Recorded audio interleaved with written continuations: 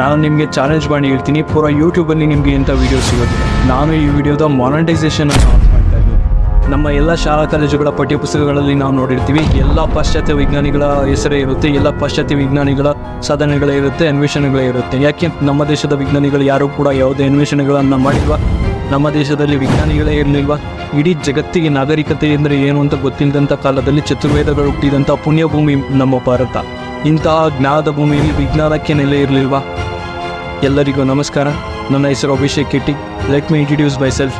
2018ರಲ್ಲಿ I think ನನ್ನ 10ನೇ ತರಗತಿಯಲ್ಲಿದ್ದಾಗ ನಾನು ಚೈಲ್ಡ್ ಸೈಂಟಿಸ್ಟ್ ಆಗಿ ರಾಜ್ಯ ಮಟ್ಟದಲ್ಲಿ ನಾನು ಭಾಗವಹಿಸಿದ್ದೀನಿ. ಅದಾದ ನಂತರ ಪುಟಾಣಿ ವಿಜ್ಞಾನ ಅನ್ನುವಂತಹ ಸೈನ್ಸ್ ಟಾಲೆಂಟ್ ಸರ್ಚ್ ಎಕ್ಸಾಮಿನೇಷನಲ್ಲಿ ನಂದು ಸ್ಟೇಟ್ ಫಸ್ಟ್ ರ್ಯಾಂಕ್ ಬಂದಿದೆ. ಅದಾದಮೇಲೆ ನನ್ನ ಫಸ್ಟ್ PUC ನಾನು ಅಭಿಷೇಕ್ ಮಲ್ಟಿ ಡೈಮೆನ್ಷನಲ್ ಥಿಯರಿ ಅಥವಾ ಅಭಿಷೇಕ್ ಬಹುಆಯಾಮ ಸಿದ್ಧಾಂತ ಅನ್ನೋವಂಥ ಒಂದು ಸೈಂಟಿಫಿಕ್ ಆರ್ಟಿಕಲನ್ನು ಸೌತ್ ಇಂಡಿಯನ್ ಸೈನ್ಸ್ ಫೇರ್ ಮ್ಯಾಗ್ಝಿನಲ್ಲಿ ಪಬ್ಲಿಷ್ ಮಾಡಿರ್ತೀನಿ. 2023ರಲ್ಲಿ ರಾಜ್ಯ ಮಟ್ಟದ ಸೈನ್ಸ್ ಕಾನ್ಫರೆನ್ಸಲ್ಲಿ ಪ್ರಥಮ ಸ್ಥಾನವನ್ನು ಪಡೆದಿರ್ತೀನಿ. ಜೊತೆಗೆ ಬೆಸ್ಟ್ ಆರ್ಟಿಕಲ್ ಪ್ರೆಸೆಂಟೇಷನ್ ಅವಾರ್ಡನ್ನು ಸಹಿತ ಪಡೆದಿರ್ತೀನಿ. ನಂತರ ಅಭಿಷೇಕ್ ಕೆಟ್ಟಿ ಈ 2023 ಡಿಸೆಂಬರಲ್ಲಿ ಗುಜರಾತಲ್ಲಿ ನಡೆದಂತಹ BVS ನ್ಯಾಷನಲ್ ಸೈನ್ಸ್ ಕಾನ್ಫರೆನ್ಸಲ್ಲಿ ನನ್ನ ರಾಜ್ಯವನ್ನು, ನನ್ನ ಕರ್ನಾಟಕವನ್ನು ರೆಪ್ರೆಸೆಂಟ್ ಮಾಡಿ ನಾನು ತೃತೀಯ ಸ್ಥಾನವನ್ನು ಪಡೆದಿರ್ತೀನಿ. ಅಭಿಷೇಕ್ ಕೆಟ್ಟಿ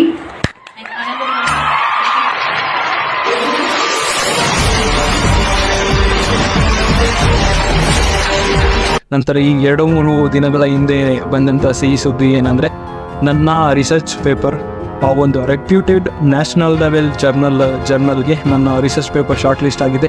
ನನ್ನ ಈ ಸಣ್ಣ ಪ್ರೊಫೈಲನ್ನು ನೋಡಿದ ಮೇಲೆ ನಿಮಗೆ ಗೊತ್ತಾಗುತ್ತೆ ನಾನು ಏನನ್ನೇ ಹೇಳಿದ್ರು ಸಹಿತ ಸೈಂಟಿಫಿಕ್ ಎವಿಡೆನ್ಸ್ ಮೇಲೆ, ಸೈಂಟಿಫಿಕ್ ಬೇಸಿಸ್ ಮೇಲೆ ಹೇಳ್ತೀನಿ ಅನ್ನುವಂಥದ್ದನ್ನು. ನಾನು ಇದನ್ನೆಲ್ಲ ಇಟ್ಕೊಂಡು ನಾನು ಯಾವುದೇ ಯುವ ವಿಜ್ಞಾನಿ, ನಾನು ಯಾವುದೇ ವಿಜ್ಞಾನಿ ಅಂಥದ್ದನ್ನೆಲ್ಲ ಹೇಳೋದಿಲ್ಲ. ಇದು ಯಾವುದೇ ದೊಡ್ಡ ಸಾಧನೆ ಏನಲ್ಲ. ವಿಜ್ಞಾನಿ ಅಥವಾ ಯುವ ವಿಜ್ಞಾನಿ ಅನ್ನುವಂಥದ್ದು ತುಂಬ ದೊಡ್ಡ ಪದವಿ ಆಗಿರುತ್ತೆ. ಆದ್ದರಿಂದ ಅದನ್ನು ಬಿಡಿ. ಈ ನನ್ನ ಸಣ್ಣ ಪ್ರೊಫೈಲನ್ನು ನೋಡಿದ ಮೇಲೆ ನಿಮ್ಗೆ ಗೊತ್ತಾಗುತ್ತೆ ನಾನು ಏನನ್ನೇ ಹೇಳಿದ್ರು ಸಹಿತ ನಾನು ಸೈಂಟಿಫಿಕ್ ಬೇಸಿಸ್ ಮೇಲೆ ಹೇಳ್ತೀನಿ, ಸೈನ್ಸ್ನ ಆಧಾರದ ಮೇಲೆ ಹೇಳ್ತೀನಿ ಅನ್ನುವಂಥದ್ದು. ನಾನು ಈ ವಿಡಿಯೋವನ್ನು ಮಾಡಬೇಕಂದ್ರೆ ಸುಮಾರು 3 ತಿಂಗಳಿಗಿಂತ ಜಾಸ್ತಿ ರಿಸರ್ಚ್ ಮಾಡಿದ್ದೀನಿ. ವೇದಿಕ್ ಲಿಟ್ರೇಚರ್ಗಳನ್ನು ಸ್ಟಡಿ ಮಾಡಿ ಅದರಲ್ಲಿರುವಂಥ ಶ್ಲೋಕಗಳನ್ನು ಡಿಕೋಡ್ ಮಾಡಿ ಆ ಇನ್ಫಾರ್ಮೇಷನನ್ನು ಮಾಡರ್ನ್ ಸೈನ್ಸ್ ಜೊತೆಗೆ ಕಂಪೇರ್ ಮಾಡಿ ಅದನ್ನು ತಾಳೆ ನೋಡಿದ್ದೀನಿ. ಅದಾದ ನಂತರ ನಾನೇ ಮನೆಯಲ್ಲಿ ಒಂದು ಟೆಲಿಸ್ಕೋಪನ್ನು ಮಾಡಿ 2 ಗಂಟೆ 3 ಗಂಟೆ ರಾತ್ರಿವರೆಗೆ ಎದ್ದಿದ್ದು ಚಂದ್ರಗ್ರಹಣವನ್ನು ಕ್ಯಾಪ್ಚರ್ ಮಾಡಿ ಅದನ್ನು ಸಹಿತ ಅನಲೈಸ್ ಮಾಡಿದ್ದೀನಿ. ಇಲ್ಲಿ ಈ ಸ್ಕ್ರೀನ್ ಮೇಲೆ ಬರ್ತಾ ಇರೋ ಅಂಥವು ನಾನೇ ಮನೆಯಲ್ಲಿ ಮಾಡಿದಂಥ ನನ್ನ ಟೆಲಿಸ್ಕೋಪಿಂದ ತೆಗೆದಿರುವಂಥ ಚಂದ್ರನ ಮೇಲ್ಮೈನ ಚಿತ್ರಗಳು. ಇದರಿಂದ ನನಗೆ ಗೊತ್ತಾಗುತ್ತೆ ನನ್ನ ಹೋಮ್ ಮೇಡ್ ಟೆಲಿಸ್ಕೋಪ್ ಎಷ್ಟು ಪವರ್ಫುಲ್ ಆಗಿದೆ ಅನ್ನುವಂಥದ್ದು. ನಂತರ ಪ್ರಭು ಶ್ರೀರಾಮಚಂದ್ರನ ಜಾತಕವನ್ನು ತೆಗೆದುಕೊಂಡು ಅದರಲ್ಲಿರುವಂಥ ಆಸ್ಟ್ರಾಲಜಿಕಲ್ ಡೇಟಾವನ್ನು ಅಮೆರಿಕ ಮೂಲದ ನಾಸಾದಿಂದ ಟೆಸ್ಟ್ಗೆ ಒಳಪಟ್ಟಿರುವಂಥ ಪ್ಲಾನೆಟೇರಿಯಂ ಸಾಫ್ಟ್ವೇರ್ಗೆ ನೀಡಿದಾಗ ಬಂದಿರುವಂಥ ಔಟ್ಪುಟ್ ಡೇಟಾದಿಂದ ರಾಮಾಯಣದ ಸೈಂಟಿಫಿಕ್ ಏಜನ್ನು ಕ್ಯಾಲ್ಕುಲೇಟ್ ಮಾಡಿ ರಾಮಾಯಣದಲ್ಲಿ ರಾಮ ಲಕ್ಷ್ಮಣ ಮತ್ತು ಕರದೂಷಣರ ನಡುವೆ ಯುದ್ಧ ನಡೆಯುವಾಗ ನಡೆದಂತಹ ಸೂರ್ಯಗ್ರಹಣ ಮಾನವ ಇತಿಹಾಸದ ಮೊದಲ ಉಲ್ಲೇಖಿತ ಸೂರ್ಯಗ್ರಹಣ ಅನ್ನುವಂಥದ್ದನ್ನು ಪ್ರೂವ್ ಮಾಡಿದ್ದೀನಿ. ಇದುವರೆಗೂ ಮಾನವ ಇತಿಹಾಸದ ಮೊದಲ ಉಲ್ಲೇಖಿತ ಸೂರ್ಯಗ್ರಹಣದ ವಿವರಣೆ ಇರುವಂಥದ್ದು ಐರ್ಲೆಂಡ್ನ ಶಿಲಾಶಾಸನಗಳಲ್ಲಿ ಅಂತ ಇತ್ತು. ಆ ಮಾಹಿತಿ ತಪ್ಪು. ಬದಲಿಗೆ ಮಾನವ ಇತಿಹಾಸದ ಮೊದಲ ಉಲ್ಲೇಖಿತ ಗ್ರಹಣದ ವಿವರಣೆ ಇರುವಂಥದ್ದು ರಾಮಾಯಣದಲ್ಲಿ ಎನ್ನುವಂಥದ್ದನ್ನು ನಾನು ಈ ಸೈಂಟಿಫಿಕ್ ಎವಿಡೆನ್ಸಿಂದ ಪ್ರೂವ್ ಮಾಡಿದ್ದೀನಿ. ನಂತರ ಋಗ್ವೇದವನ್ನು ಸ್ಟಡಿ ಮಾಡಿ ಋಗ್ವೇದದಲ್ಲಿ ಇರುವಂಥ ಶ್ಲೋಕವನ್ನು ಡಿಕೋಡ್ ಮಾಡಿ ಇದುವರೆಗೂ ಇತಿಹಾಸದಲ್ಲಿ ಮೊಟ್ಟ ಮೊದಲಿಗೆ ಗ್ರಹಣವನ್ನು ವೈಜ್ಞಾನಿಕವಾಗಿ ವಿವರಿಸಿರುವಂಥ ವ್ಯಕ್ತಿ ಅನಾಕ್ಸಗೋರಸ್ ಅಂತ ಇತ್ತು. ಅಂದರೆ ಗ್ರೀಕ್ನ ತತ್ವಜ್ಞಾನಿ ಆಗಿರುವಂಥ ಅನಾಕ್ಸಗೋರಸ್ ಅಂತ ಇತ್ತು. ನಾನು ಈ ಮಾಹಿತಿಯನ್ನು ತಪ್ಪು, ಬದಲಿಗೆ ಮಾನವ ಇತಿಹಾಸದಲ್ಲೇ ಮೊದಲ ಬಾರಿಗೆ ಗ್ರಹಣವನ್ನು ವೈಜ್ಞಾನಿಕವಾಗಿ ವಿವರಿಸಿರುವಂಥದ್ದು ಋಗ್ವೇದ ಅನ್ನುವಂಥದ್ದನ್ನು ನಾನು ಅನೇಕ ಸೈಂಟಿಫಿಕ್ ಎವಿಡೆನ್ಸ್ಗಳನ್ನು ನೀಡಿ ಅದನ್ನು ಸಹಿತ ಪ್ರೂವ್ ಮಾಡಿದ್ದೀನಿ. ಇಷ್ಟೆಲ್ಲ ಕಷ್ಟಪಟ್ಟಿದ್ದೀನಿ, ಇಷ್ಟೆಲ್ಲ ರಿಸರ್ಚ್ ಮಾಡಿದ್ದೀನಿ. ಆದರೂ ಸಹಿತ ನಾನು ಈ ವಿಡಿಯೋದ ಮಾನಿಟೈಸೇಷನನ್ನು ಆಫ್ ಮಾಡ್ತಾ ಇದ್ದೀನಿ. ಅಂದರೆ ಯೂಟ್ಯೂಬಿಂದ ನನಗೆ ಈ ವಿಡಿಯೋಗಾಗಿ ಒಂದೇ ಒಂದು ಪೈಸೆ ಸಹಿತ ಸಿಗೋದಿಲ್ಲ. ನನಗೆ ಅದರ ಎಕ್ಸ್ಪೆಕ್ಟೇಷನ್ನು ಇಲ್ಲ. ನನ್ನಲ್ಲಿ ಇರೋವಂಥದ್ದು ಕೇವಲ ಶುದ್ಧ ನಿಸ್ವಾರ್ಥ ದೇಶ ಪ್ರೇಮ ಅಷ್ಟೇ. ನನ್ನ ದೇಶದ ಅತ್ಯುತ್ಕೃಷ್ಟವಾದಂಥ ಅತ್ಯಂತ ಶ್ರೇಷ್ಠವಾದಂಥ ವಿಜ್ಞಾನ ಇಡೀ ಜಗತ್ತಿಗೆ ಗೊತ್ತಾಗಬೇಕು. ಕೊನೆ ಪಕ್ಷ ನಮಗೆ ಗೊತ್ತಾಗಬೇಕು, ಅಟ್ಲೀಸ್ಟ್ ನಮಗೆ ಗೊತ್ತಾಗಬೇಕು ನಮ್ಮ ದೇಶದ ವಿಜ್ಞಾನಿಗಳು ಇಂಥ ಸಾಧನೆಯನ್ನು ಮಾಡಿದ್ದಾರೆ, ಇಂಥ ಇನ್ವೆನ್ಷನ್ಗಳನ್ನು ಮಾಡಿದ್ದಾರೆ ಅನ್ನುವಂಥದ್ದು ನಮ್ಗೆ ಗೊತ್ತಾಗಬೇಕು. ಅದನ್ನು ತಿಳಿಸೋದಷ್ಟೇ ನನ್ನ ಉದ್ದೇಶ. ದಯಮಾಡಿ ನಾನು ಈಗಲೂ ಹೇಳ್ತಾ ಇದ್ದೀನಿ, ನನಗೆ ಈ ವಿಡಿಯೋದಿಂದ ಯಾವುದೇ ಹಣದ ಫೇಮ್ನ ಯಾವುದರ ಅವಶ್ಯಕತೆಯೂ ಇಲ್ಲ, ನಿರೀಕ್ಷೆಯೂ ಇಲ್ಲ, ಏನೂ ಇಲ್ಲ. ನನ್ನಲ್ಲಿ ನನ್ನ ಆತ್ಮಸಾಕ್ಷಿ ಹಣೆಗೂ ಹೇಳ್ತಾ ಇದ್ದೀನಿ, ನನ್ನಲ್ಲಿರುವಂಥ ಓನ್ಲಿ ಎಕ್ಸ್ಪೆಕ್ಟೇಷನ್ ಅಂದರೆ I want to spread my Indian scientific knowledge to entire world. That's it. ಅಂತ ಒಂದೇ ಒಂದು ನಿರೀಕ್ಷೆ, ಒಂದೇ ಒಂದು ಎಕ್ಸ್ಪೆಕ್ಟೇಷನ್ ಏನಂದರೆ ಈ ನಮ್ಮ ದೇಶ ಮಾಡಿರುವಂಥ ಈ ಸೈಂಟಿಫಿಕ್ ಇನ್ವೆನ್ಷನ್ಸು ಪ್ರತಿಯೊಬ್ಬ ಭಾರತೀಯನಿಗೂ ಗೊತ್ತಾಗಬೇಕು. ಆ ಕಾರಣದಿಂದಾಗಿ ನಿಮ್ಮಲ್ಲಿ ನಿಮ್ಮಲ್ಲಿ ಕೈ ಮುಗಿದು ಬೇಡ್ಕೊಳ್ಳುವಂಥ ಒಂದೇ ಒಂದು ವಿನಂತಿ ಏನಂದರೆ, ಈಗಲೇ ಅಟ್ ಪ್ರೆಸೆಂಟ್ ನೀವೇನು ಈ ವಿಡಿಯೋ ನೋಡ್ತಿರಲ್ಲ, ಈ ವಿಡಿಯೋನ ಈಗಲೇ ಪಾಸ್ ಮಾಡಿ ನಿಮ್ಮ ವಾಟ್ಸಪ್ ಸ್ಟೇಟಸ್ಗಳಲ್ಲಿ ಈ ವಿಡಿಯೋನ ಶೇರ್ ಮಾಡಿ, ನಿಮ್ಮ ವಾಟ್ಸಪ್ ಗ್ರೂಪ್ಗಳಿಗೆ ಈ ವಿಡಿಯೋನ ಶೇರ್ ಮಾಡಿ. ನೀವು ಸಹಿತ ನೋಡ್ತಾ ಇದ್ದೀರಾ, ನಮ್ಮ ದೇಶದಲ್ಲೇ ಓದ್ತಾರೆ, ನಮ್ಮ ದೇಶದ IIT NIT ಟಾಪ್ ಕಾಲೇಜಸಲ್ಲಿ ಓದ್ತಾರೆ. ಅದಾಗದ್ಮೇಲೆ ಎಲ್ಲರೂ ಸಹಿತ ಬೇರೆ ದೇಶಕ್ಕೆ ಹೋಗ್ತಾರೆ, ಬೇರೆ ದೇಶಕ್ಕೆ ಕೆಲಸ ಮಾಡೋಕ್ಕೆ ಹೋಗ್ತಾರೆ, ಬೇರೆ ದೇಶಕ್ಕೋಸ್ಕರ ಕೆಲಸ ಮಾಡ್ಲಿಕ್ಕೆ ಹೋಗ್ತಾರೆ. ಈ ಟಾಲೆಂಟ್ ಫ್ಲೋ, ನಮ್ಮ ದೇಶದ ಟಾಲೆಂಟ್ ಎಲ್ಲ ಬೇರೆ ದೇಶಕ್ಕೆ ಹೋಗೋಸ್ಕರ ಹೋಗಿ ಕೆಲಸ ಮಾಡ್ತಾ ಇದ್ದಾರೆ. ಯಾಕೆ? ಇದಕ್ಕೆ ಕಾರಣ ಏನು? ನಮ್ಮಲ್ಲಿರುವಂತಹ ದೇಶ ಪ್ರೇಮದ ಕೊರತೆ.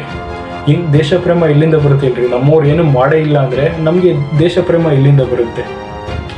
ದೇಶದ ಜನ ನಮ್ಮ ದೇಶಕ್ಕೋಸ್ಕರನೇ ದುಡಿಬೇಕು. ಇವತ್ತು ನಂದು ನ್ಯಾಷನಲ್ ಜರ್ನಲಲ್ಲಿ ನನ್ನ ರಿಸರ್ಚು ಮುಂದೆ ಶಾರ್ಟ್ ಲಿಸ್ಟ್ ಆಗಿದೆ, ಅದು ಪಬ್ಲಿಷ್ ಆಗುತ್ತೆ. ಅದಾದಮೇಲೆ ನನ್ನ ಫ್ಯೂಚರಲ್ಲಿ ಪೇಟೆಂಟ್ ಸಹಿತ ಸಿಗ್ಬೋದು. ನನ್ನ ಪೇಟೆಂಟ್ ಸಿಕ್ತು, ನನಗೆ ಒಂದು ಸ್ಟ್ರಾಂಗ್ ಇಂಟರ್ನ್ಯಾಷನಲ್ ಪೇಟೆಂಟ್ ಏನಾದರೂ ಸಿಕ್ಕಿದ್ರೆ, ನನಗೆ ಪೇಟೆಂಟ್ ಸಿಕ್ತು ಅಂತ ಹೇಳ್ಬಿಟ್ಟು ನಾನು ಹೋಗಿ ಆರಾಮಾಗಿ ನನಗೆ ಬೇರೆ ದೇಶದಿಂದ ಆಫರ್ ಸಿಗುತ್ತೆ. ಹಾಗಂತ ನಾನು ಬೇರೆ ದೇಶಕ್ಕೆ ಹೋಗೋಕ್ಕಾಗುತ್ತಾ? ಬಸ್ ನಾವು ಹಳ್ಳಿ ಹುಡುಗರು, ರೈತರ ಮಕ್ಕಳು, ನಮ್ಗೆ ಅಭಿಮಾನ, ದೇಶಾಭಿಮಾನ, ಸ್ವಾಭಿಮಾನ ಸ್ವಲ್ಪ ಜಾಸ್ತಿನೇ. ನನ್ನ ಕೊನೆ ಉಸಿರಿರೋವರೆಗೂ ನನ್ನ ದೇಶಕ್ಕೋಸ್ಕರ ಕೆಲಸ ಮಾಡ್ತೀನಿ, ಬೇರೆ ದೇಶಕ್ಕೆ ಗುಲಾಮ ಆಗಲ್ಲ. ಈ ರೀತಿಯಾದಂಥ ದೇಶ ಪ್ರೇಮ ಎಲ್ಲರಿಗೂ ಬರಬೇಕು. ಅದು ಬರಬೇಕಂದ್ರೆ ದಯಮಾಡಿ ಈ ವಿಡಿಯೋವನ್ನು ನೀವು ಪ್ರತಿಯೊಬ್ಬರಿಗೂ ಶೇರ್ ಮಾಡಿ, ಪ್ರತಿಯೊಬ್ಬ ವಿದ್ಯಾರ್ಥಿಗೂ, ಪ್ರತಿಯೊಬ್ಬ ಭಾರತೀಯನಿಗೂ ಶೇರ್ ಮಾಡಿ, ಪ್ರತಿಯೊಬ್ಬ ಕನ್ನಡಿಗರಿಗೂ ಶೇರ್ ಮಾಡಿ. ನಾನು ಇನ್ನೊಂದು ಸಲ ಕೇಳ್ಕೊತಾ ಇದ್ದೀನಿ ಎಲ್ಲರಿಗೂ, ನನಗೆ ಇದರಲ್ಲಿ ಯಾವುದೇ ಎಕ್ಸ್ಪೆಕ್ಟೇಷನ್ ಇಲ್ಲ. ದಯಮಾಡಿ ಈ ವಿಡಿಯೋವನ್ನು ಎಲ್ಲರೂ ನಿಮ್ಮ ವಾಟ್ಸಪ್ ಸ್ಟೇಟಸ್ಗಳಿಗೆ ಹಾಕ್ರಿ, ಮತ್ತು ಲೈಕ್ ಮಾಡಿ, ಕಮೆಂಟ್ ಮಾಡಿ. ನೀವು ಸಬ್ಸ್ಕ್ರೈಬ್ ಮಾಡಿದ್ರೆ ಮಾಡಿರಿ, ಬಿಟ್ಟರೆ ಬಿಡಿ, ನನಗೆ ಅದೇನು ಮಾಡಲೇಬೇಡ್ರಿ. ಬೇಕಾದರೆ ನಾನು ಅದನ್ನು ಕೇಳೋದಿಲ್ಲ. ಯಾಕೆಂದರೆ ನೀವು ಲೈಕು ಕಮೆಂಟ್ ಏನಾದರೂ ಮಾಡಿದ್ರೆ ಯೂಟ್ಯೂಬ್ ಈ ವಿಡಿಯೋನ ಇನ್ನೂ ಜಾಸ್ತಿ ಜನಕ್ಕೆ ಪುಷ್ ಮಾಡುತ್ತೆ. ಅದೊಂದೇ ಕಾರಣ ಅಷ್ಟೇ. ನಾನು ನಿಮಗೆ ಸಬ್ಸ್ಕ್ರೈಬ್ ಮಾಡಿರಿ ಅಂತಲೂ ಸಹಿತ ಕೇಳೋದಿಲ್ಲ, ಲೈಕ್ ಕಮೆಂಟ್ ಮಾಡಿರಿ ಅಷ್ಟೇ ಸಾಕು.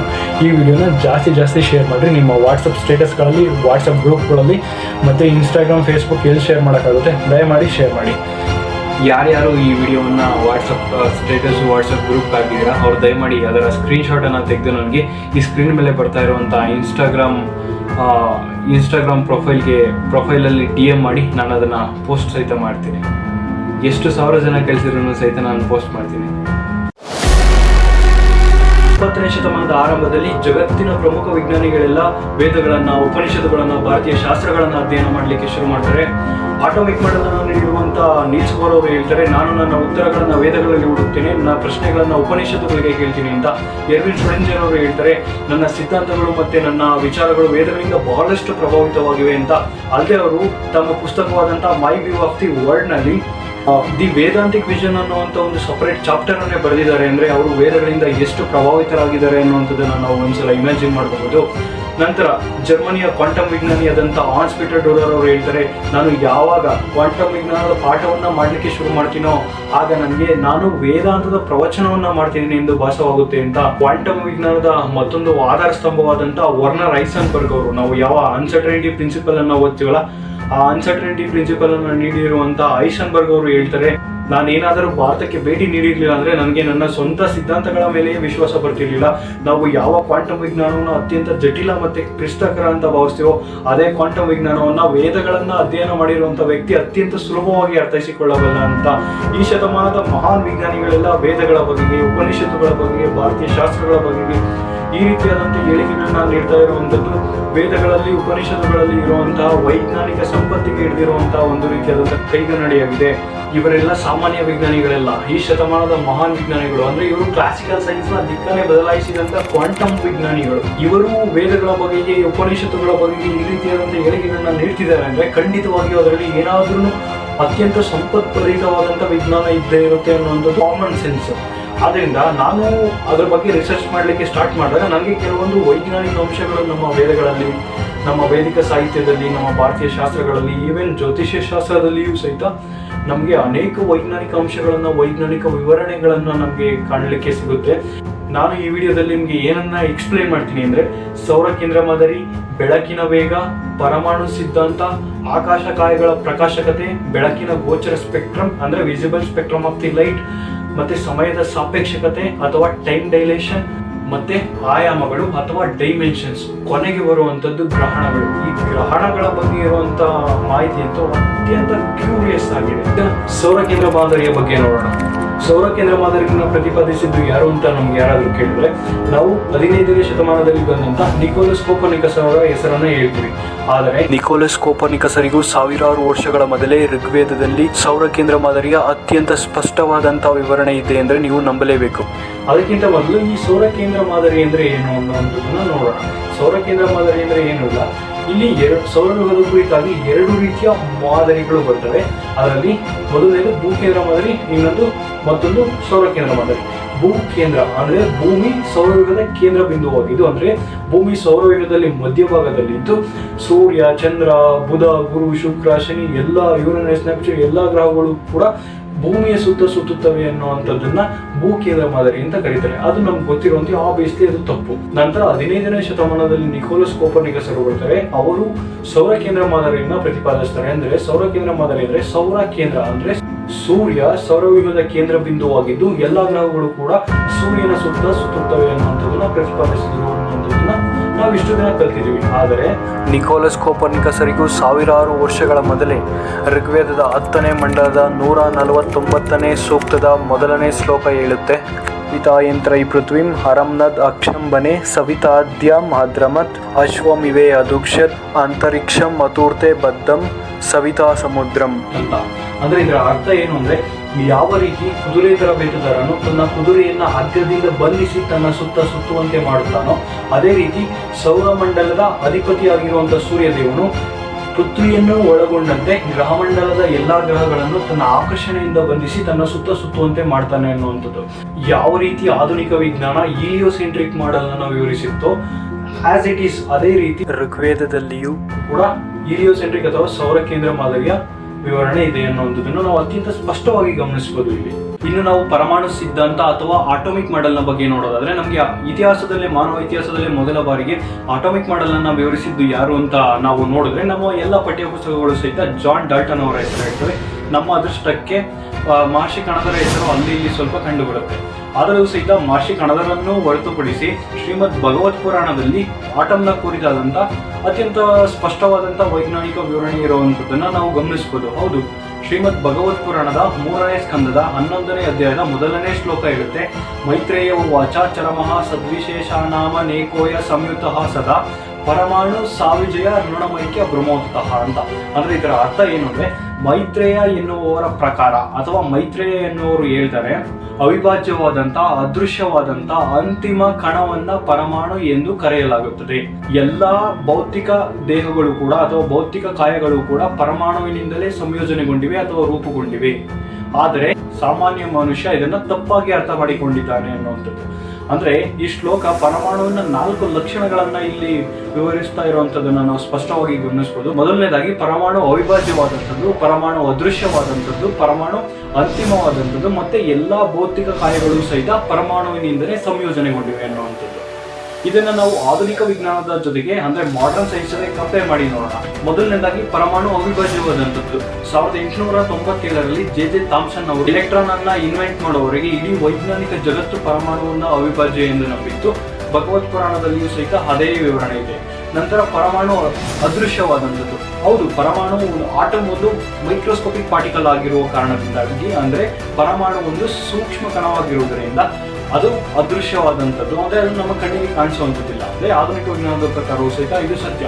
ನಂತರ ಪರಮಾಣು ಅಂತಿಮವಾದಂತಹ ಕಣ. ಆಧುನಿಕ ವಿಜ್ಞಾನದ ಪ್ರಕಾರವೂ ಸಹಿತ ಪರಮಾಣು ಎಲ್ಲಾ ಭೌತಿಕ ವಸ್ತುಗಳ ಮೂಲಭೂತ ಅಥವಾ ಅಂತಿಮ ಕಣ ಪರಮಾಣುವೇ ಆಗಿದೆ. ನಂತರ ಎಲ್ಲಾ ಭೌತಿಕ ದೇಹಗಳು ಕೂಡ ಪರಮಾಣುವಿನಿಂದಲೇ ಸಂಯೋಜನೆಗೊಂಡಿವೆ. ಹೌದು, ಆಧುನಿಕ ವಿಜ್ಞಾನದ ಪ್ರಕಾರವೂ ಸಹಿತ ಇದು ಸತ್ಯ. ಇಲ್ಲಿ ನಾವು ಪರಮಾಣು ಸಿದ್ಧಾಂತದ ಅತ್ಯಂತ ಸ್ಪಷ್ಟವಾದಂತಹ ಮೂಲಭೂತ ಮಾಹಿತಿ ಇರುವಂತದನ್ನು ನಾವು ಗಮನಿಸಬಹುದಾಗಿದೆ. ಆದರೂ ಸಹಿತ ನಾವು ಯಾವುದೇ ಒಂದೇ ಒಂದು ಶ್ಲೋಕವನ್ನು ಆಧಾರವಾಗಿಟ್ಟುಕೊಂಡು ನಾವು ಯಾವುದೇ ಕನ್ಕ್ಲೂಷನ್ಗೆ ಬರೋಕ್ಕಾಗೋದಿಲ್ಲ. ಯಾಕೆಂದ್ರೆ ನಾವು ಒಂದೇ ಒಂದು ಶ್ಲೋಕವನ್ನು ನಮಗೆ ಯಾವ ರೀತಿ ಬೇಕಾದದನ್ನ ಮಿಸ್ಇಂಟರ್ಪ್ರೇಟ್ ಮಾಡ್ಬೋದು. ಆದ ಕಾರಣದಿಂದಾಗಿ ಭಗವತ್ ಪುರಾಣದ ನಾವು ಇವಾಗ ಯಾವ ಶ್ಲೋಕವನ್ನ ನೋಡಿದ್ವಿ ಅಂದ್ರೆ 3ನೇ ಸ್ಕಂದದ 11ನೇ ಅಧ್ಯಾಯದ 1ನೇ ಶ್ಲೋಕವನ್ನು ನೋಡಿದ್ವಿ. ನಂತರ ಇವಾಗ 2ನೇ ಶ್ಲೋಕವನ್ನು ನೋಡೋಣ, ನಂತರ 3ನೇ ಶ್ಲೋಕವನ್ನು ನೋಡೋಣ. ನಮ್ಗೆ ಇವಾಗ ಅತ್ಯಂತ ಸುಲಭವಾಗಿ ಗೊತ್ತಾಗ್ಬಿಡುತ್ತೆ ಇದರ ಪೂರ್ಣ ಸಾರಾಂಶ ಏನು. ಇದು ಪರಮಾಣುವನ್ನ ವೈಜ್ಞಾನಿಕವಾಗಿ ವಿವರಿಸಿದೆಯೋ ಅಥವಾ ಇದು ಭಗವತ್ ಪುರಾಣ ಕೇವಲ ಒಂದು ಧಾರ್ಮಿಕ ಗ್ರಂಥವನ್ನು ಅನ್ನೋದು ನಮ್ಗೆ ಅತ್ಯಂತ ಸ್ಪಷ್ಟವಾಗಿ ಗೊತ್ತಾಗುತ್ತೆ. ಬನ್ನಿ ಅದರ ಮುಂದಿನ ಶ್ಲೋಕವನ್ನ ನೋಡೋದಾದ್ರೆ ಭಗವತ್ ಪುರಾಣದ 3ನೇ ಸ್ಕಂದದ 11ನೇ ಅಧ್ಯಾಯದ 2ನೇ ಶ್ಲೋಕ ಹೀಗಿದೆ. ಸತಯೇವ ಪದಾರ್ಥಸ್ಯ ಸ್ವರೂಪ ವಸ್ಥಿತಸ್ಯ ಯಥಾ ಕೈವಲ್ಯ ಪರಮಃ ನ ವಿಶೇಷೋ ನಿರಂತರಃ. ನಾನು ಈ ಸಂಸ್ಕೃತ ಶ್ಲೋಕವನ್ನ ಕನ್ನಡಕ್ಕೆ ಟ್ರಾನ್ಸ್ಲೇಟ್ ಮಾಡಿದೆ, ಆದರೆ ನನಗೆ ಆ ಟ್ರಾನ್ಸ್ಲೇಷನ್ ಅಷ್ಟು ಸ್ಯಾಟಿಸ್ಫೈಡ್ ಅಂತ ಅನ್ನಿಸ್ತಿಲ್ಲ. ಯಾಕೆಂದ್ರೆ ಇಲ್ಲಿ Sanskrit to Kannada translating tools internet ಅಲ್ಲಿ ತುಂಬಾ ಕಡಿಮೆ, ಅದು ತಮ್ಗೆಲ್ಲರಿಗೂ ಗೊತ್ತಿರುವಂತ ವಿಷಯ. ನಂತರ ನಾನು ಇದೇ ಸಂಸ್ಕೃತ ಶ್ಲೋಕವನ್ನ ಇಂಗ್ಲಿಷ್ಗೆ ಟ್ರಾನ್ಸ್ಲೇಟ್ ಮಾಡಿದಾಗ ಅದರ ಟ್ರಾನ್ಸ್ಲೇಷನ್ ಈ ರೀತಿ ಬಂದಿದೆ. Atoms are the ultimate state of the manifest universe. When they stayed in their own form without forming different bodies, they are called the ultimate oneness.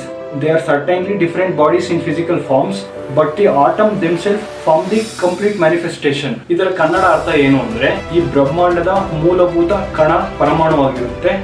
ಈ ಭೌತಿಕ ಜಗತ್ತಿನಲ್ಲಿ ವಸ್ತುಗಳು ಬೇರೆ ಬೇರೆ ರೂಪದಲ್ಲಿರ್ತವೆ. ಅವುಗಳ ಪರಮಾಣುಗಳು ಅವುಗಳು ತನ್ನದೇ ಆದಂತ ಸ್ವಂತ ಅಭಿವ್ಯಕ್ತಿಯನ್ನು ಒಳಗೊಂಡಿರ್ತವೆ ಎನ್ನುವಂಥದ್ದು. ನಾವಿದನ್ನು ಇನ್ನೂ ಸಿಂಪಲ್ ಆಗಿ ಬ್ರೇಕ್ ಡೌನ್ ಮಾಡೋದಾದ್ರೆ, ನಾವು ಇಲ್ಲಿ 2 ಎಕ್ಸಾಂಪಲ್ ತಗೊಂಡು ನಾ ಇದನ್ನ ಎಕ್ಸ್ಪ್ಲೈನ್ ಮಾಡ್ತೀನಿ. ಒಂದು ಕಬ್ಬಿಣ ಮತ್ತೆ ಇನ್ನೊಂದು ಚಿನ್ನವನ್ನ ಎಕ್ಸಾಂಪಲ್ ಆಗಿ ತಗೊಳ್ಳಿ. ಇಲ್ಲಿ ಕಬ್ಬಿಣದ ರೀತಿ ಯಾಕೆ ಇರುತ್ತೆ ಅಂದ್ರೆ, ಕಬ್ಬಿಣದಲ್ಲಿ ಕಬ್ಬಿಣದ ಪರಮಾಣುಗಳಿಗೆ ತನ್ನದೇ ಆದಂತ ಅಭಿವ್ಯಕ್ತಿ ಇರುತ್ತೆ, ತನ್ನದೇ ಆದ ಲಕ್ಷಣಗಳಿರುತ್ತೆ. ಆ ಲಕ್ಷಣ ಕಬ್ಬಿಣದಲ್ಲಿ ಕಾಣಿಸುತ್ತೆ. ಕಬ್ಬಿಣದಲ್ಲಿ ಕಬ್ಬಿಣದ ಲಕ್ಷಣಗಳು ಬರೋದಕ್ಕೆ ಕಾರಣ ಕಬ್ಬಿಣದ ಆಟಮ್ಗಳು. ಅದೇ ರೀತಿ ಚಿನ್ನದಲ್ಲಿ ಚಿನ್ನದ ಲಕ್ಷಣಗಳು ಬರಲಿಕ್ಕೆ ಕಾರಣ ಚಿನ್ನದ ಆಟಮ್ಗಳು. ಇದೇ ಸೇಮ್ ವಿವರಣೆ ಆ ಶ್ಲೋಕದಲ್ಲಿ ಇರುವಂತದ್ದು. ನಿಮ್ಗೆ ಸೂಕ್ಷ್ಮವಾಗಿ ಗಮನಿಸಿದ್ರೆ ಗೊತ್ತಾಗುತ್ತೆ, ವಸ್ತುಗಳ ಕ್ಯಾರೆಕ್ಟರಿಸ್ಟಿಕ್ ಅನ್ನ ಅಂದ್ರೆ ವಸ್ತುಗಳ ಲಕ್ಷಣಗಳನ್ನ ಆಟೋಮಿಕ್ ಸ್ಕೇಲ್ ಅಲ್ಲಿ ಎಕ್ಸ್ಪ್ಲೈನ್ ಮಾಡಲಾಗ್ತಿದೆ. ಆಟೋಮಿಕ್ ಸ್ಕೇಲ್ ಅಲ್ಲಿ ಎಕ್ಸ್ಪ್ಲೈನ್ ಮಾಡ್ತಾ ಇದೆ ಈ ಶ್ಲೋಕ. ನೂರಾರು ಸಾವಿರಾರು ವರ್ಷಗಳ ಹಿಂದಿನ ಒಂದು ಪುಸ್ತಕ ವಸ್ತುಗಳ ಲಕ್ಷಣಗಳನ್ನ ಆಟೋಮಿಕ್ ಲೆವೆಲ್ ಅಲ್ಲಿ ಎಕ್ಸ್ಪ್ಲೈನ್ ಮಾಡ್ತಿದೆ ಅಂದ್ರೆ ಅದರಲ್ಲಿ ಎಷ್ಟು ವಿಜ್ಞಾನ ಇದೆ, ಎಷ್ಟು ಸೈನ್ಸ್ ಇದೆ ಅನ್ನುವಂಥದ್ದನ್ನ ಒಂದ್ಸಲ ಇಮ್ಯಾಜಿನ್ ಮಾಡಿ ನೋಡ್ರಿ. ನಾವು ಒಂದು ಸಲ ನಾಚಿಕೆ ಆಗ್ಬೇಕು ನಮ್ಗೆಲ್ಲ, ಎಷ್ಟು ನಾವು ಇದನ್ನ ನೆಗ್ಲೆಕ್ಟ್ ಮಾಡಿದೀವಿ ಅನ್ನುವಂಥದ್ದನ್ನ. ಇದರ ಮುಂದಿನ ಶ್ಲೋಕ ಅಂದರೆ 3ನೇ ಸ್ಕಂದದ 11ನೇ ಅಧ್ಯಾಯದ 3ನೇ ಶ್ಲೋಕ ಟೈಮ್ ಡೈಲೇಷನ್ ನ ಎಕ್ಸ್ಪ್ಲೈನ್ ಮಾಡ್ತಾ ಇದೆ. ನಾನು ಇದರಲ್ಲಿ ಇನ್ ಡೆಪ್ತ್ ಆಗಿ ಹೋಗೋದಿಲ್ಲ, ಯಾಕಂದ್ರೆ ನೀವು ಟೈಮ್ ಡೈಲೇಷನ್ ಏನಾದ್ರೂ ಅರ್ಥ ಮಾಡ್ಕೋಬೇಕಂದ್ರೆ ನಿಮ್ಗೆ ಬೇಸಿಕ್ ಫಿಸಿಕ್ಸ್ ಗೊತ್ತಿರಬೇಕು. ಆದ್ರೆ ನಾನು ನಿಮ್ಗೆ ಜನರಲ್ ಆಗಿ ಹೇಳ್ತೀನಿ. 1905ರಲ್ಲಿ ಆಲ್ಬರ್ಟ್ ಐನ್ಸ್ಟೈನ್ ಅವರು ಸಾಪೇಕ್ಷ ಸಿದ್ಧಾಂತವನ್ನ ಅಂದ್ರೆ ಥಿಯರಿ ಆಫ್ ರಿಲೇಟಿವಿಟಿಯನ್ನ ಮಂಡಿಸುವವರೆಗೆ ಇಡೀ ವೈಜ್ಞಾನಿಕ ಜಗತ್ತು ಸಮಯ ನಿರಪೇಕ್ಷ ಅಂದ್ರೆ time is an absolute quantity ಅಂತ ನಂಬಿತ್ತು. ಅಂದ್ರೆ ಸಮಯ ಬ್ರಹ್ಮಾಂಡದ ಎಲ್ಲಾ ಕಡೆಯೂ ಕೂಡ ಒಂದೇ ಇರುತ್ತೆ ಅನ್ನೋದನ್ನ ನಂಬಿತ್ತು. ನಂತರ 1905ರಲ್ಲಿ ಆಲ್ಬರ್ಟ್ ಐನ್ಸ್ಟೈನ್ ಅವರು ಬಂದು ತಮ್ಮ ಥಿಯರಿ ಆಫ್ ರಿಲೇಟಿವಿಟಿಯನ್ನ ಮಂಡಿಸಿದ ನಂತರ, ಅಂದ್ರೆ ಸಾಪೇಕ್ಷ ಸಿದ್ಧಾಂತವನ್ನು ಮಂಡಿಸಿದ ನಂತರ ಇಡೀ ಜಗತ್ತಿಗೆ ಗೊತ್ತಾಯ್ತು ಸಮಯ ಬ್ರಹ್ಮಾಂಡದ ಎಲ್ಲಾ ಕಡೆಯಲ್ಲೂ ಒಂದೇ ರೀತಿ ಇರೋದಿಲ್ಲ ಅನ್ನೋದೇ ಸಿದ್ಧಾಂತ ನಮ್ಗೆ ಭಗವತ್ ಪುರಾಣದಲ್ಲಿಯೂ ಸಿಗುತ್ತೆ. ಭಗವತ್ ಪುರಾಣದ 3ನೇ ಸ್ಕಂದದ 11ನೇ ಅಧ್ಯಾಯದ 3ನೇ ಶ್ಲೋಕದ ವಿವರಣೆ ಈ ರೀತಿ ಇದೆ. Time as its own discrete divisions, ಅಂದ್ರೆ ಸಮಯಕ್ಕೆ ತನ್ನದೇ ಆದಂತ ಡಿವಿಷನ್ ಗಳಿದಾವೆ. ಅಂದ್ರೆ ಸಮಯ ಎಲ್ಲಾ ಕಡೆಯೂ ಒಂದೇ ರೀತಿಯಾಗಿ ಇರೋದಿಲ್ಲ. ನಂತರ ಹೇಳುತ್ತೆ ಪರಮಾಣುಗಳು ಸೇರಿ ವಸ್ತುಗಳಾಗುತ್ತೆ. ಆ ವಸ್ತುಗಳ ಚಲನೆಯ ಆಧಾರದ ಮೇಲೆ ನಾವು ಟೈಮ್ ಅನ್ನ ಮೆಜರ್ ಮಾಡಬಹುದು. ಎಸ್ ಆಫ್ ಕೋರ್ಸ್ ಮಾಡಬಹುದು. ನಾವು ಇಷ್ಟನ್ನೆಲ್ಲ ನೋಡಿದ ನಂತರ ನಮಗೆ ಭಗವತ್ ಪುರಾಣದಲ್ಲಿ ಪರಮಾಣುಗಳ ಬಗ್ಗೆ ಅಪಾರವಾದಂತ ಜ್ಞಾನ ಇರುವಂತದ್ದು ನಮ್ಗೆ ಇಲ್ಲಿ ಸ್ಪಷ್ಟವಾಗಿ ಗೋಚರ ಆಗ್ತಾ ಇದೆ. ಇದಷ್ಟೇ ಅಲ್ಲ, ಇನ್ನು ಮುಂದೆ ಬರುವಂತಹ ಶ್ಲೋಕಗಳು ಸಹಿತ ಪರಮಾಣುವಿನ ಬಗ್ಗೆ ಅಂದ್ರೆ ಆಟಮ್ನ ಬಗ್ಗೆ ಮತ್ತೆ ಸ್ಪೇಸ್ ಟೈಮ್ ನ ಬಗ್ಗೆ ವಿವರಣೆಯನ್ನ ನೀಡ್ತವೆ. ಇಷ್ಟನ್ನೆಲ್ಲ ಗಮನಿಸಿದ ನಂತರ ನಾವು ಅತ್ಯಂತ ಸ್ಪಷ್ಟವಾಗಿ ಹೇಳ್ಬೋದು, ಭಗವತ್ ಪುರಾಣ ಕೇವಲ ಒಂದು ಧಾರ್ಮಿಕ ಗ್ರಂಥವಲ್ಲ, ಇದರಲ್ಲಿ ಅಪಾರವಾದಂತ ವೈಜ್ಞಾನಿಕ ಮಾಹಿತಿ, ವೈಜ್ಞಾನಿಕ ಸಂಪತ್ತಿದೆ ಅನ್ನುವಂಥದ್ದನ್ನ ನಾವು ಹೇಳ್ಬೋದು. ಜೊತೆಗೆ ಭಗವತ್ ಪುರಾಣ ಪರಮಾಣು ಸಿದ್ಧಾಂತವನ್ನು ಕೂಡ ವಿವರಿಸಿದೆ ಅನ್ನುವಂಥದ್ದನ್ನು ನಾವು ಇಲ್ಲಿ ಸ್ಪಷ್ಟವಾಗಿ ಈ ಎಲ್ಲ ಎವಿಡೆನ್ಸ್ಗಳನ್ನ ಆಧಾರವಾಗಿ ಇಟ್ಕೊಂಡು ನಾವು ಅದನ್ನ ಕ್ಲೇಮ್ ಮಾಡಬಹುದಾಗಿದೆ. ನೋಡಿ, ನಮ್ಮ ಶಾಸ್ತ್ರಗಳಲ್ಲಿ ಯಾವ ರೀತಿಯಾದಂಥ ಸಂಪತ್ಭರಿತವಾದಂಥ ವಿಜ್ಞಾನ ಇದೆ, ಆದರೆ ಅದರ ಬಗ್ಗೆ ನಮ್ಗೇನೆ ಗೊತ್ತಿಲ್ಲ. ಅಂದರೆ ಭಾರತೀಯರಾದಂಥ ನಮಗೆ ಅದ್ರ ಬಗ್ಗೆ ಗೊತ್ತಿಲ್ಲ. ಹಾಗಾಗಿ ದಯಮಾಡಿ ಪ್ರತಿಯೊಬ್ಬರೂ ಸಹಿತ ಎಲ್ಲರಿಗೂ ಶೇರ್ ಮಾಡಿರಿ. ನಾನು ಹೇಳ್ತಾ ಇಲ್ವಾ, ನನಗೇನು ಇದರಿಂದ ನನಗೇನು ₹1 ದುಡ್ಡು ಸಹಿತ ಬರೋಲ್ಲ, ನನಗೇನೂ ಬರೋಲ್ಲ. ನನ್ನ ಉದ್ದೇಶ ಒಂದೇ, ಈ ಸೈನ್ಸ್ನ ಈ ವಿಷಯ ಎಲ್ಲರಿಗೂ ಗೊತ್ತಾಗಬೇಕಷ್ಟೇ. ಆ ಕಾರಣದಿಂದಾಗಿ ಈ ವಿಡಿಯೋಕ್ಕೆ ಏನಾದರೂ 500 ದಯಮಾಡಿ ಲೈಕ್ ಮಾಡಿ ಕಮೆಂಟ್ ಮಾಡಿರಿ. ಈ ವಿಡಿಯೋಗೆ 500 ಲೈಕ್ ಮತ್ತು 100 ಕಮೆಂಟ್ ಬಂದರೆ ನಾನು ಪಾರ್ಟ್ 2 ಮತ್ತು ಪಾರ್ಟ್ 3 ವಿಡಿಯೋ ಮಾಡ್ತೀನಿ. ಇವತ್ತು 7ನೇ ದಿನ ನಾನು ಕೂತ್ಕೊಂಡು ಎಡಿಟ್ ಮಾಡ್ತೀನಿ. ಬೆಳಗ್ಗೆಯಿಂದ ಸಂಜೆವರೆಗೂ ಕೂತ್ಕೊಂಡು ಸುಮ್ಮನೆ ಹೆಂಗೋ ಹೇಳಿ ಮುಗಿಸ್ಬಿಡ್ಬೋದಾಗಿತ್ತು. ಆದರೆ ನನ್ನ ಕಂಟೆಂಟ್ ಚೆನ್ನಾಗಿದೆ, ನನ್ನ ಪ್ರೆಸೆಂಟೇಷನು ಸಹಿತ ಚೆನ್ನಾಗಿರಬೇಕು, ಜೊತೆಗೆ ಅದರ ಎಡಿಟಿಂಗ್ ಸಹಿತ ಚೆನ್ನಾಗಿರ್ಬೇಕು ಅಷ್ಟೇ. ನಾನು ಎಲ್ಲದರಲ್ಲೂ ಸಹಿತ ನನ್ನ ಪ್ರೆಸೆಂಟೇಷನಲ್ಲಾಗಿರ್ಬೋದು, ನನ್ನ ಕಂಟೆಂಟಲ್ಲಾಗಿರ್ಬೋದು, ನನ್ನ ಎಡಿಟಿಂಗಲ್ಲಾಗಿ ಎಲ್ಲದರಲ್ಲೂ ಸಹಿತ ನನ್ನ ಬೆಸ್ಟನ್ನು ಕೊಟ್ಟಿದ್ದೀನಿ. ಸಬ್ಸ್ಕ್ರೈಬ್ ಮಾಡಿಕೊಂಡು ಬೆಲ್ ನೋಟಿಫಿಕೇಶನ್ ಆನ್ ಮಾಡ್ಕೊಂಡಿರಿ. ನಾನು ಮುಂದಿನ ಭಾನುವಾರ 6 ಗಂಟೆ ಅಥವಾ 7 ಗಂಟೆಗೆ ಪಾರ್ಟ್ 2 ವಿಡಿಯೋನ ಅಪ್ಲೋಡ್ ಮಾಡ್ತೀನಿ. ಓಕೆ ಸ್ನೇಹಿತರೆ, ಮುಂದಿನ ಭಾನುವಾರ ಸಿಗೋಣ. ಅಲ್ಲಿವರೆಗೆ ಜೈ ಹಿಂದ್, ಜೈ ಭಾರತ್.